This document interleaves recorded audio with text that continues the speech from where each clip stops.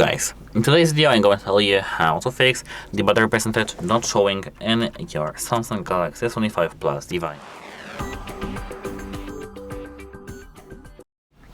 So actually this is abnormal that you have this disabled or just don't see this battery. So the first thing that I do recommend doing is to restart your device. The restart should help. If it doesn't help you, you need to know.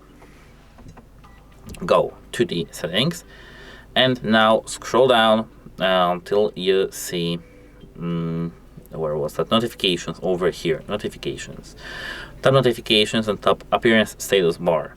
Here, as you can see, we have something called show battery background. Tap it down, off, on, off. If something appeared, your battery for example status appeared, that's nice. But if you don't see anything, any change on the status bar, what you have to do now is to go to the Play Store over here.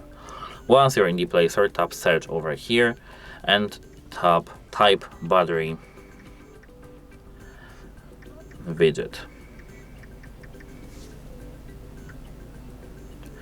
Now here, as you can see, we have battery widget reborn from, for example, Thomas Hubalek.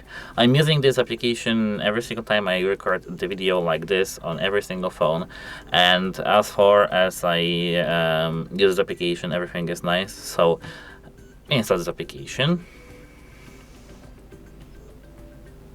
and here tap open.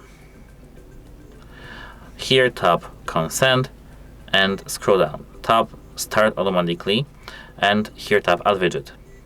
Battery widget, add it to home screen. As you can see, it's here and it's the same as it is over here, 68. And actually that's it. If you don't still see here any battery percentage over here, the battery sensor is not working probably, and you need to go to the authorized service and have it fixed. As far as I remember, when the battery sensor is not working, your phone should be completely turning on. Your phone completely could be shut off, but it depends of course on the situation.